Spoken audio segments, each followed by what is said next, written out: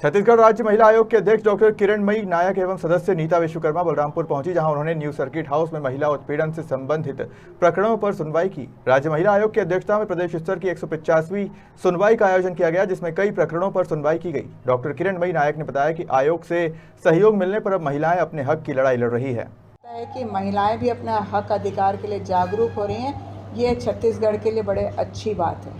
Madam, एक आखिरी सवाल है मेरा, चूंकि आप बलरामपुर आए हुए हैं और बलरामपुर झारखंड, उत्तर प्रदेश और मध्य प्रदेश 3 राज्यों से जुड़ा हुआ है।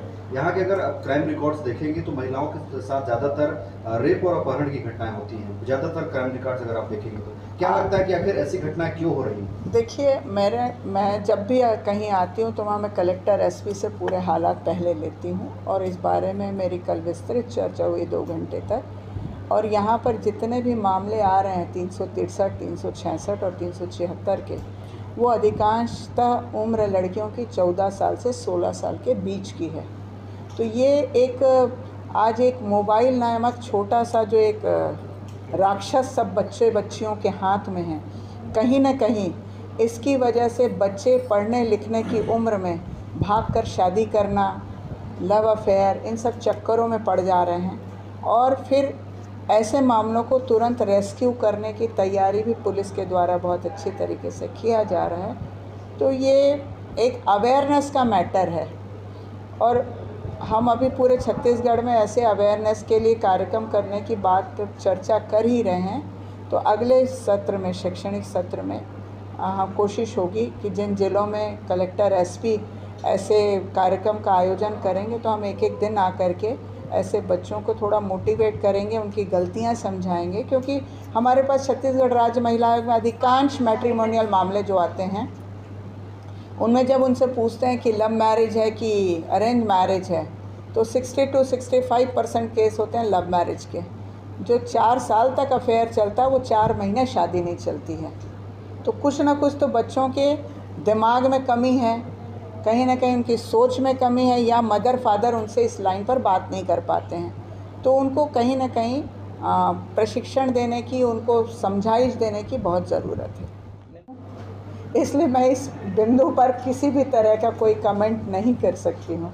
महिला आयोग के बारे में आप जो भी पूछेंगे वो मैं बताने के लिए तैयार हूँ। मैडम, बलरामपुर आपका आगमन हुआ है, महिलाओं को लेकर ज़्यादातर किस तरह की आप समस्याएं यहाँ पर देख रही हैं और क्या आखिर कारण है कि महिलाओं पर इस तरह की बातें सामने आ रही हैं? देखिए, ऐसा है कि आज मैं यदि छत्तीसगढ़ राज्य महिला आयोग की एक्टिविटी के बारे में कहूँ तो महिला आयोग में हमारे कार्रवाई और जन सुनवाई के बाद से महिलाएं अपने अधिकारों को लेकर के जागरूक हुई हैं और वो अपने हक की लड़ाई लड़ना सीख रही हैं। इसके लिए मैं महिलाओं को बहुत बहुत बधाई देती हूँ कि वो अब अत्याचार सह नहीं रही हैं।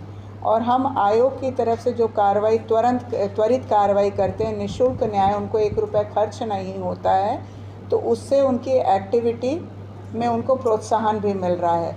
और पुलिस के ऊपर का प्रेशर भी कम हुआ है, क्योंकि अधिकांश महिलाएं चाहती हैं कि पहले वो महिला आयोग आ जाएं और यदि यहाँ से काउंसलिंग में और चीज़ें नहीं सुलझती हैं तब जाकर के मामला फिर थाने तक जाए।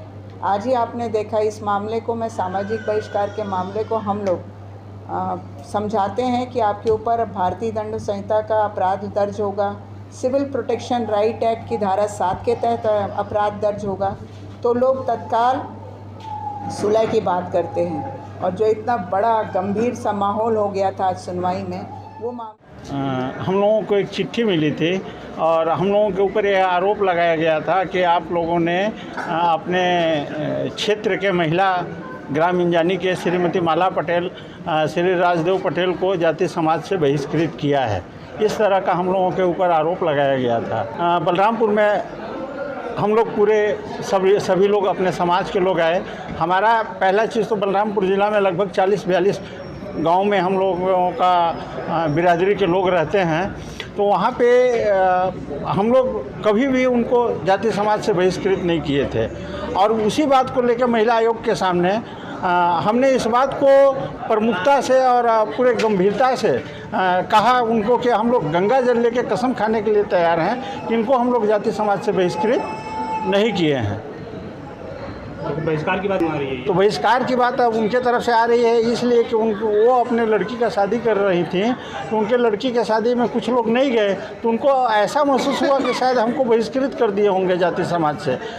उनके मन में ऐसा क्या कहना चाहिए, हम लोगों के प्रति एक भ्रम की स्थिति थी और वो भ्रम आज उनका दूर हो गया। माला पटेल इंजानी से हूँ। मेरे साथ घटना ये घटा है कि मेरी बिटिया आज रायपुर में गायनोकोलॉजिस्ट है, जिसका शादी मैं उड़ीसा में की थी एक डॉक्टर सर्जन लड़के से, जो अपने टाइटल में पठान लिखते हैं और अपनी जाति में कोलता लिखते हैं। मैं स्पष्ट बता रही हूँ जो उनका हकीकत में है, और हमारे समाज ने इसको मानने से इनकार कर दिया। फिर मैं अपने समाज के जो हमारे प्रदेश स्तर के, राष्ट्र स्तर के पदाधिकारी हैं, उनसे मैं इस बात को क्लियर की। उनका कहना था कि उड़ीसा के पठान हमारे कुर्मी क्षत्रिय समाज में आते हैं और उन्होंने जो पंचांग प्रकाशित की थी उसमें भी लिखा हुआ है, और वहाँ के जो हमारे समाज के अध्यक्ष हैं उड़ीसा के, उनसे मैं प्रमाण पत्र भी ले आई हूँ, लेकिन इसके बाद भी ये मानने को तैयार नहीं है।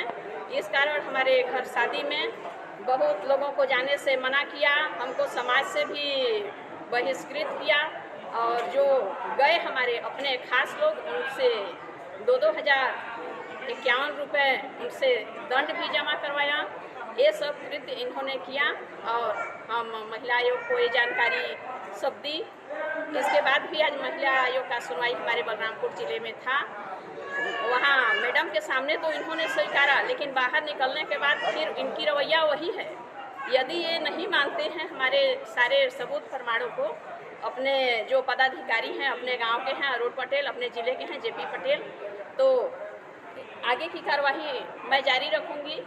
और ये इनका बाकी क्या करना है वो बताएंगे कि अगर मैं सारे सबूतों को अपने पदाधिकारियों के बात को मानने को तैयार हूँ, अगर ये पद में हैं अपने समाज के, तो अपने ऊंचे पदाधिकारियों के बात को अगर मानने को तैयार हैं, तब तो मैं यहीं पर अपना ये समझाइश करके समाप्त करती हूँ, नहीं तो आगे प्रक्रिया जारी रहेगा।